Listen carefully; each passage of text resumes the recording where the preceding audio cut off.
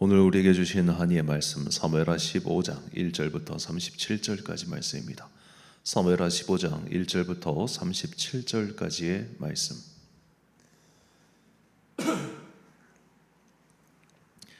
이제 봉독하겠습니다. 하나님의 말씀 경청하십시오. 그 뒤에 압살롬은 자기가 달 수레와 말 여러匹를 마련하고 호위병도 50명이나 거느렸다. 그리고 압살롬은 아침마다 일찍 일어나서 성문으로 들어오는 길가에 서 있곤 하였다. 그러다가 소송할 일이 있어서 판결을 받으려고 왕을 찾아오는 사람이 있으면 압살롬은 그를 불러서 어느 성읍에서 오셨냐고 묻곤 하였다. 그 사람이 자기의 소속 지파를 밝히면 압살롬은 그에게 듣고 보니 다 옳고 정당한 말이지만 그 사정을 대신 말해줄 사람이 왕에게는 없소 하고 말하였다. 압살롬은 늘 이런 식으로 말하곤 하였다. 더욱이 압살롬은 이런 말도 하였다. 누가 나를 이 나라의 재판관으로 세워주기만 하면 누구든지 소송 문제가 있을 때에 나를 찾아와서 판결을 받을 수가 있을 것이고 나는 그에게 공정한 판결을 내려줄 것이요.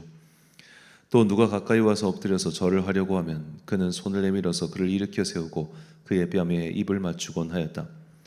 압살롬은 왕에게 판결을 받으려고 오는 모든 이스라엘 사람에게 이런 식으로 하였다. 압살롬은 이렇게 하여 이스라엘 사람의 마음을 사로잡았다. 이렇게 4해가 지났을 때에 압살롬이 왕에게 아뢰었다. 제가 주님께서 원하는 것이 있으니 헤브론으로 내려가서 저의 서원을 이루게 하여 주십시오. 이 종이 시리아의 그 수레에 머물 때에 주님께서 저를 다시 예루살렘으로 돌려보내 주시기만 하면 제가 헤브론으로 가서 주님께 예배를 드리겠다고 서원을 하였습니다. 왕이 그에게 평안히 다녀오라고 허락하니 압살롬은 곧바로 헤브론으로 내려갔다. 그러나 압살롬은 이스라엘의 모든 지파에게 첩자를 보내서 나팔 소리가 나거든 압살롬이 헤브론에서 왕이 되었다 하고 외치라고 하였다. 그때 200명이 압살롬과 함께 예루살렘에서 헤브론으로 내려갔다. 그들은 손님으로 초청받은 것일 뿐이며 압살롬의 음모를 전혀 알지 못한 채로 그저 따라가기만 한 사람들이다. 압살롬은 또 사람을 보내어서 다윗의 참모이던 길로 사람 아히도벨을 그의 성읍인 길로에서 올라오라고 초청하였다. 아히도벨은 길로에서 정규적인 제사 일을 맡아보고 있었다. 이렇게 반란 세력이 점점 커지니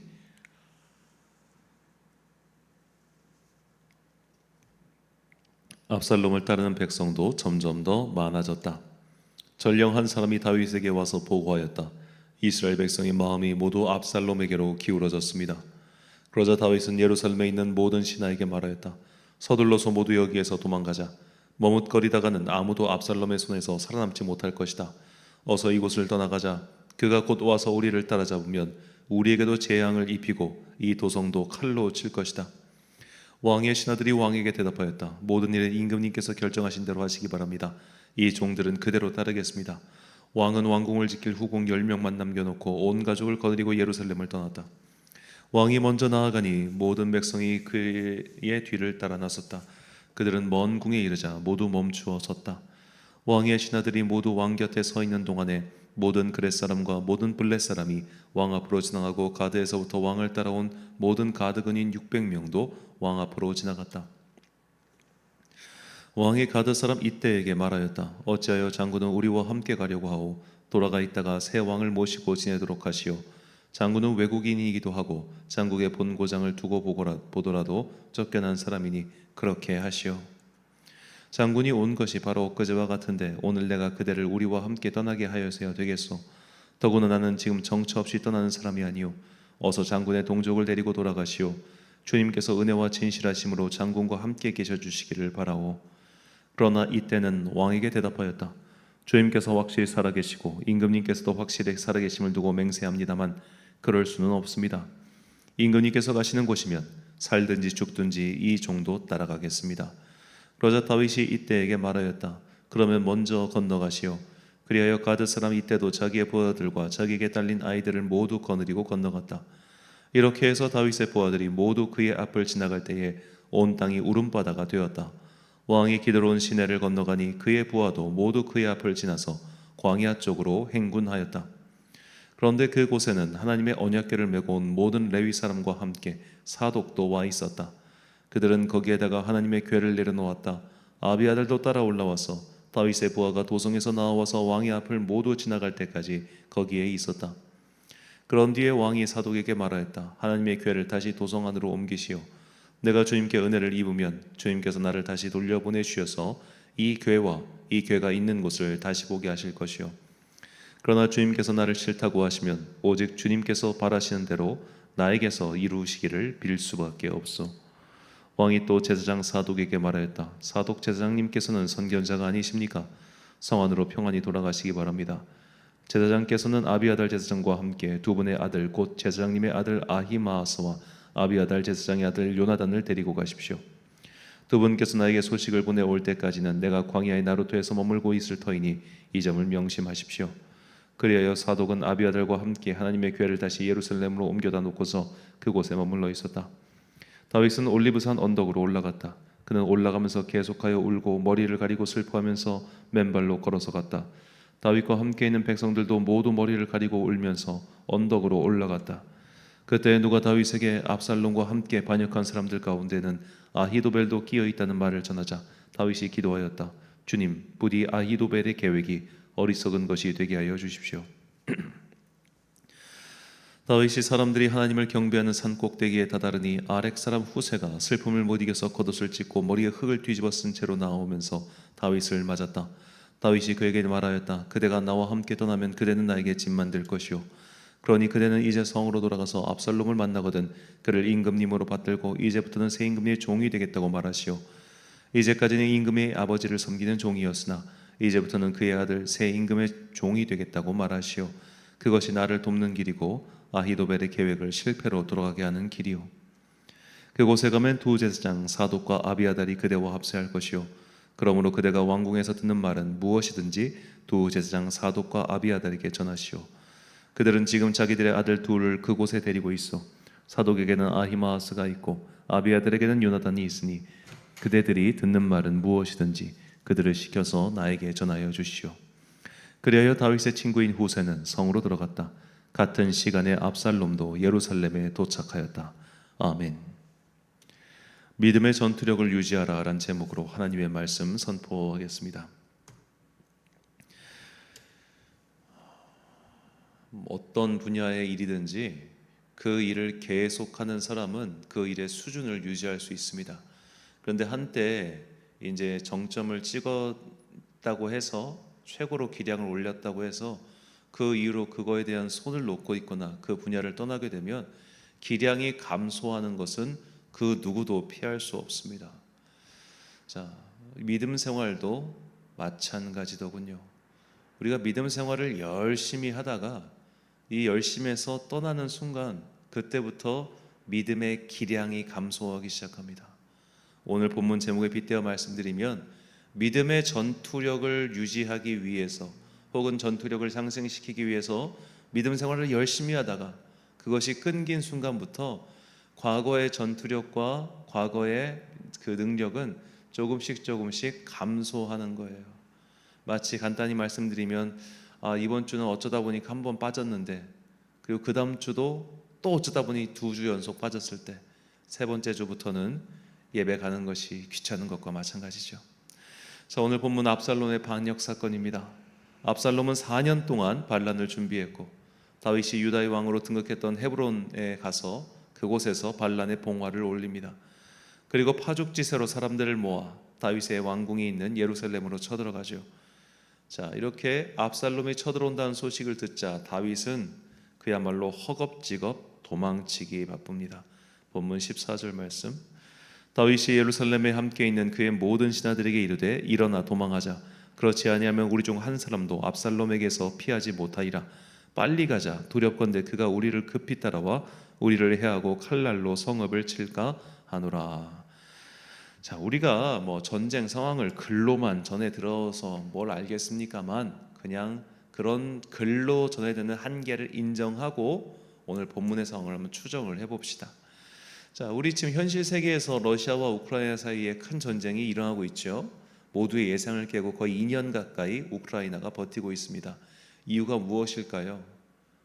무기는 훨씬 러시아가 많고 또 위력도 강한데, 자, 이 버틸 수 있는 이유는 우크라이나 전 국민이 똘똘 뭉쳐 대항하기 때문입니다. 자, 이 우크라이나 전쟁 때문에 21세기 전쟁의 판도가 사람들이 생각한 것과 많이 달라졌어요. 여태까지는 그저 유형의 무기, 유형의 전략 자산, 미사일, 핵, 기타 등등 이런 유형의 전략 자산만이 전쟁을 좌우하는 결정적 요소라고 생각해가지고 막 이제 20세기 중반 냉전 시대부터 군비 확장 이렇게 박차를 가했잖아요. 근데 이제 냉전이 다 끝나고 나서 오늘날 거의 대규모의 국가 간의 전쟁에서 보니까 과거와 마찬가지로 이 군인들의 사기, 이게 굉장히 중요하다는 거예요.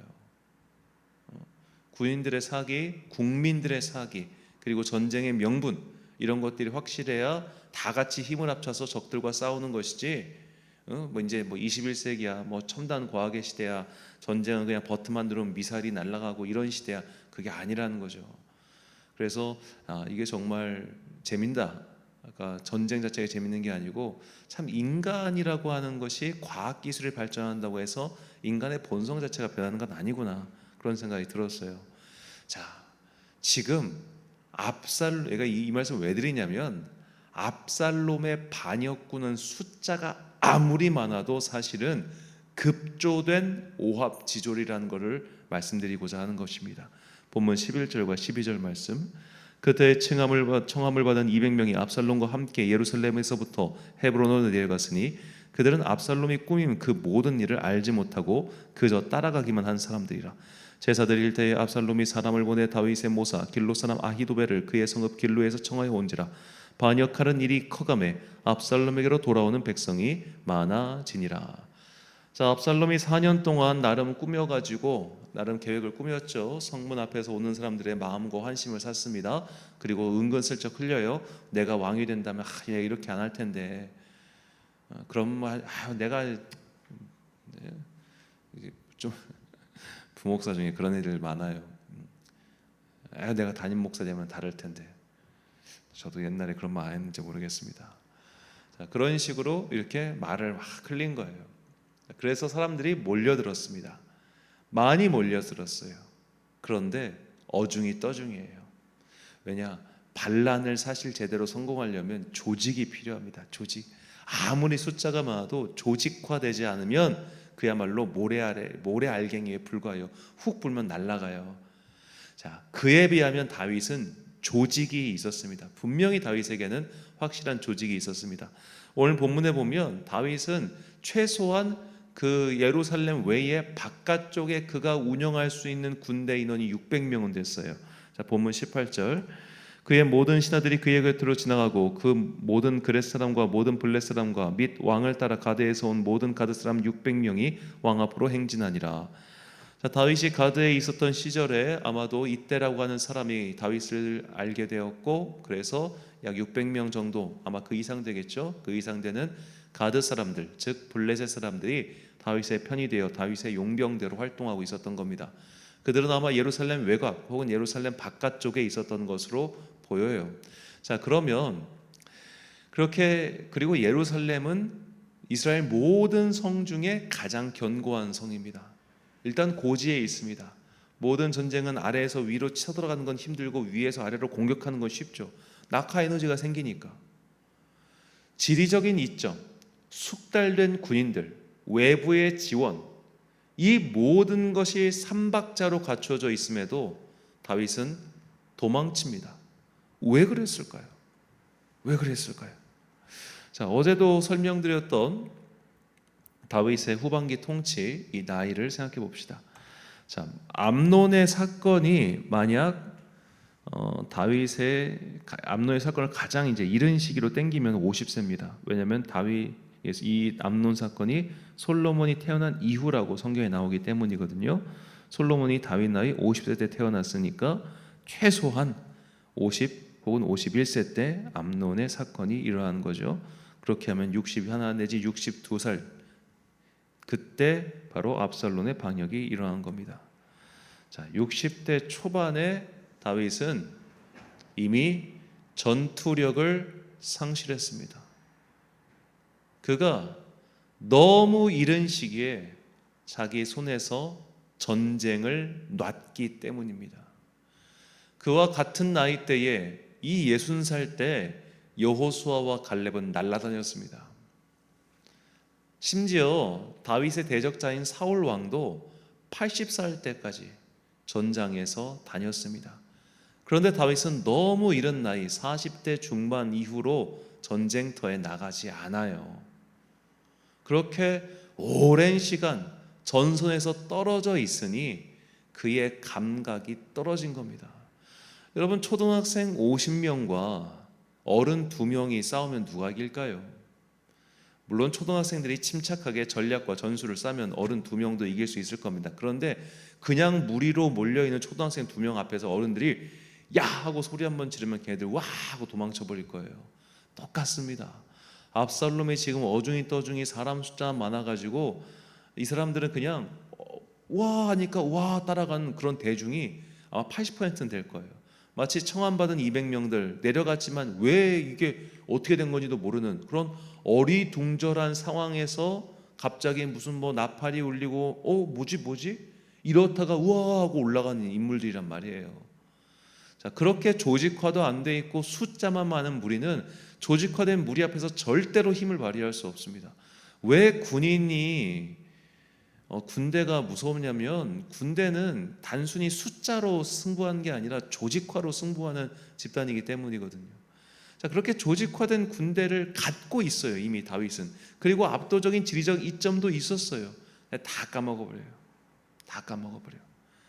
안타까울 만큼 지금 다윗은 전쟁에 대해서만큼은 감이 떨어진 겁니다.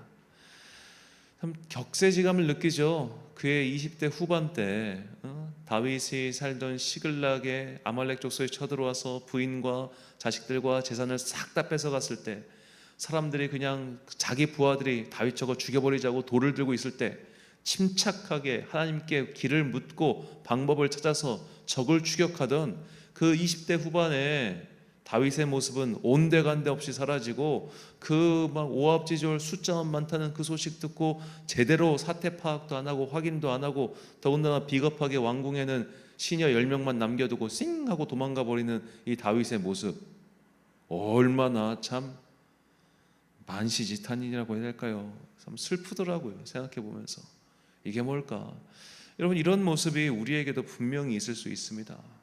분명히 있을 수 있어요. 전투력을 상실한 모습. 과거에는 기도했어요. 과거에는 하나님께 매달렸어요.